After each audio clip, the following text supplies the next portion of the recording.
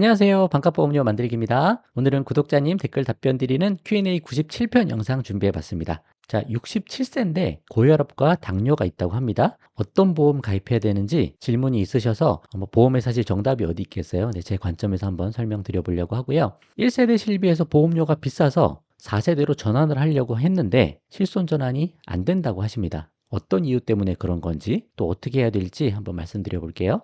그리고 71세 어머니 유병자 실비 가입했다고 하시는데 그러면 실비 말고 나머지 보험 어떻게 하는 게 좋을지 한번 말씀드려 보고요. 새로 가입한 보험 리모델링 하느라 가입했는데 그때 이제 부담보가 잡히셨나 봐요. 이제 부담보가 보장이 안 된다는 거잖아요. 기존 보험을 어떻게 해야 될까? 이거 살려야 되나? 그거 한번 제 관점에서 설명드려 보도록 하겠습니다. 자, 리모델링 하실 때 이런 관점 생각해 보셔서 한번 방향 잡아 보시면 좋을 것 같아요. 시작해 보도록 하겠습니다.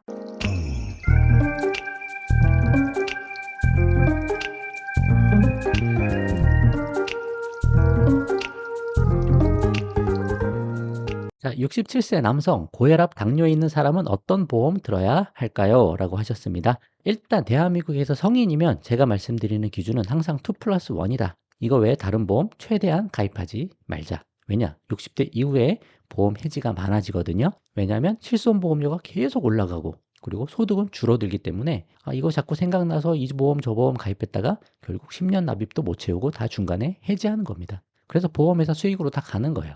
그래서 항상 2 플러스 1에 초점을 맞추자 말씀드리고 지금 자녀가 계셔도 자녀가 다 사회생활 하실 나이니까 플러스 1 정기보험은 필요 없고 2만 하시면 되죠. 실비하고 3대 질병 진단비 2개만 준비하시면 되시는데 일단 실비가 없으시면 실비부터 당연히 알아보셔야 되는 거고 67세라서 일반 실비, 4세대 실비가 안 되실 수도 있거든요. 그러면 이제 건강하시면 노후 실손, 병력 있으면 유병자 실손 그렇게 좀 알아보시면 좋고 나머지는 3대 질병 진단비만 조금씩 보완을 하셨으면 좋겠다. 그 정도 말씀드립니다. 암, 뇌, 심장 그쪽 진단비만 말씀드리는 거죠. 고혈압, 당뇨는 어디에 영향을 주나요? 결국 혈관 질환에 영향을 주잖아요. 암하고는 사실 상관이 없잖아요. 그러면 다른 거 없으시면 암은 일반 상품에 가입하실 수도 있어요. 비싸게 할증되지 않은 그리고 뇌랑 심장 진단비만 보험을 2개를 쪼개서 이거는 간편심사보험, 유병자보험 그렇게 가입하는 경우도 있죠. 그러니까 여러 설계사 만나보셔서 사실 가장 좋은 조건을 찾아보시는 게 그게 가장 좋습니다. 아니면 한 회사에서 가입하는 게 더 저렴할 수도 있어서 여러 가지 알아보시는 게 중요할 것 같고요. 예전에 103편 영상에서 조금 초반 영상인데 이렇게 한번 준비를 했었던 적이 있어요. 65세 남성 예시로 해서 이때는 상해급수 3급으로 한번 뽑아본 적이 있었거든요. 실비는 일반 실비나 유병자 실비 둘 중에 하나 하자. 이때는 3세대 실비였는데 지금은 3세대는 안 되고 4세대 실비만 되는 거고요.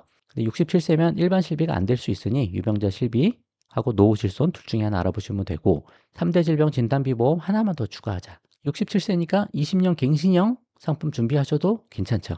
그러면 20년 동안은 보험료가 오르지 않으니까 87세까지 같은 보험료로 유지하다가 87세에 갱신될 때 그때 버리는 플랜이죠. 여기 보시면 일반암 진단비 2천 그리고 유사암 소외감 조금 들어가고 뇌졸중 1,000, 급성지문경색 1,000만 원 그 정도 준비했던 플랜입니다. 고액암은 그냥 자동으로 따라 들어간 그런 상품이었던 것 같아요. 그래서 일반암 진단비 2천 정도 준비하시고 뇌심장 쪽 1,000만 원씩 정도만 준비를 하셔도 뭐 젊어서부터 잘 준비한 것보다는 조금 부족할지 몰라도 그래도 어느 정도의 리스크는 막아줄 수 있지 않을까 그 정도 생각을 한번 해봅니다. 그래서 실비랑 3대 질병 진단비 이게 가장 중요하다. 이것부터 잘 만들어 놓으셔야 되고 최대한 다른 보험 지양하자. 해지할 가능성이 높아지니까 그런 것 좀 생각해 보셔서 여러 설계사분들 컨택을 해보시면 좋을 것 같아요. 자, 어머니가 실비 20만 원이 넘어서 부담스러운데 실비 전환이 안 된다고 하십니다. 왜냐? 수면제랑 신경 안정제 드시고 계셔서 그러신 것 같아요. 이럴 때 어떻게 해야 되나? 그런 것도 말씀드리려고 그리고 왜 이것 때문에 전환이 안 되냐? 그거 한번 설명드려 보려고 가져와 봤습니다. 뒤에 한번 보시면 예전에 만들어 드린 자료인데 금감원에서 갖고 온 내용이에요. 기본적으로 1세대, 2세대에서 4세대로 전환을 하실 때 기본적으로 무심사입니다. 심사 안 해요. 왜냐? 건강할 때 가입했던 보험이니까 그 상태를 유지해 주는 거예요. 그게 계약 전환제도, 실손 전환제도예요.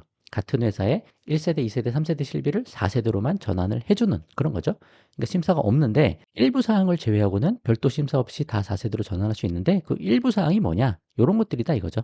보장 종목이 확대됐을 때 그리고 신규로 보장 확대된 질환 중 심사가 필요하다고 예외적으로 인정된 경우 직전 1년간 정신질환 이런 것 때문에 약타고 하신 것들이 문제가 있을 수 있는 거예요.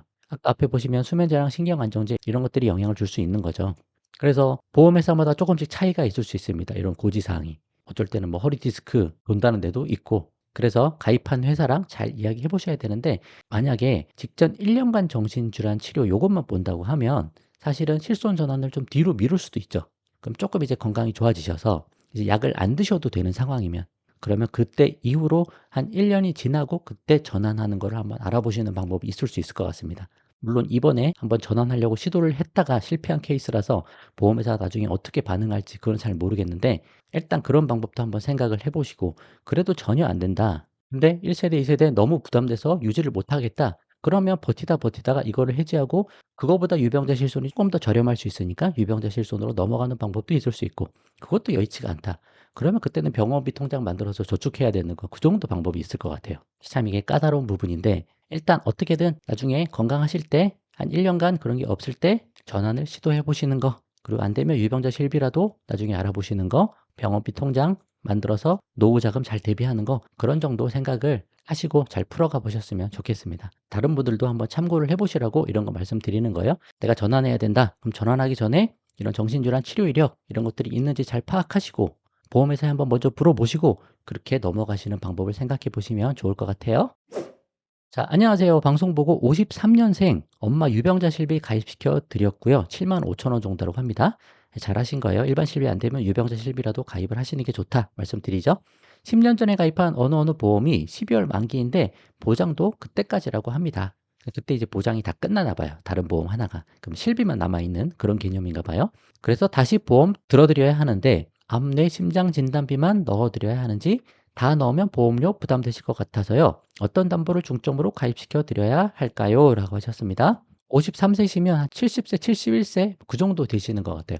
70세 넘으면 이제 이렇게 가성비가 그렇게 좋게 막 잘 되지는 않죠. 뭐 가입 금액도 이렇게 막 이렇게 늘리기도 쉽지도 않은 상황이기도 하고 또 보험료도 비싸니까. 그래도 70대가 좀 넘으셨으니까 조금 보험료 줄여보시려면 한 10년 갱신형 상품 같은 거 찾아보셔도 좋을 것 같아요. 그럼 71세에서 81세까지만 보장을 받고 그때 보험료 팍 크게 갱신될 때 그때 해지하는 방법, 그렇게 쓰는 거죠. 그 제일 중요한 게 뭐예요? 암내심 진단비 그 정도 하면 되는 거죠.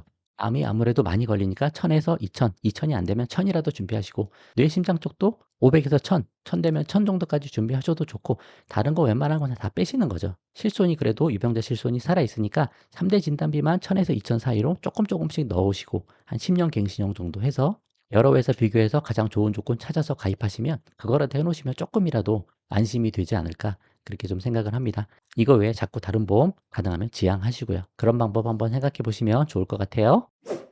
방송 잘 보고 있습니다. 감사합니다. 문의드릴 게 있는데요. 최근 9월 초에 남편 암보험을 리모델링을 했는데요. 리모델링을 하면서 작년 대장 내시경 하면서 용종 제거 때문에 대장 직장이 3년 부담보가 됐다. 용종 제거는 수술로 들어갑니다. 그죠? 그래서 아직 전 보험, 기존에 가입돼 있던 보험을 해지하지 못하고 한 달 정도 미납만 되어 있는 상태다라고 하셨죠. 10월에 납부해서 다시 살릴지 아니면 그냥 기존 보험 그냥 없앨지 그게 고민이다라고 하셨습니다. 자, 그러면 이거는 그걸 판단하시면 되는 거예요. 이 대장, 직장 요쪽의 상태가 그 가족분이 보실 때 위중한 상태냐 아니면 크게 문제 안 될 것 같은 상태냐, 그거 판단하시면 되는 거예요. 왜냐? 3년 부담보는 3년 동안만 보장이 안 되지 3년이 지나면 그때부터는 보장이 그냥 똑같이 되는 겁니다. 3년이면 사라지는 거예요. 내가 치료를 받건 뭐하건 상관없어요. 이거는 3년 지나면 그냥 없어지니까 3년 동안 특별히 큰 문제가 안 생길 것 같다 라고 판단이 되시면 기존 보험 그냥 해지하시면 돼요. 근데 이 3년 부담보가 사라지기 전까지 뭔가 문제가 좀 생길 수도 있을 것 같아 라는 판단이 드시면, 조금 위험해 보여 라고 판단이 드시면 요 3년 내에는 무슨 문제가 생겨도 보장이 안 되니까 기존 보험을 그냥 그때는 끌고 나가셔야 되는 거예요. 그래서 새로 가입했다고 기존 보험 그냥 무조건 해지하는 게 아니고, 이런 상황에서는 기존 보험을 끌고 가야 될 수도 있다. 그 병증에 따라 판단하시면 된다. 그렇게 말씀드리는 거죠. 그래서 좀 위험하다 하면 미납된 거 다 완납하시고 다시 살릴 수 있으니까 그렇게 풀어가 보셔도 좋고, 아니다, 별거 아니다, 그러면 그냥 과감하게 해지하시면 됩니다. 그렇게 한번 방향 잡아보시면 좋을 것 같아요. 자, 오늘 여기까지 하도록 하겠습니다. 도움 되셨으면 구독과 좋아요 부탁드리고 공유도 많이 부탁드립니다. 마치겠습니다. 감사합니다.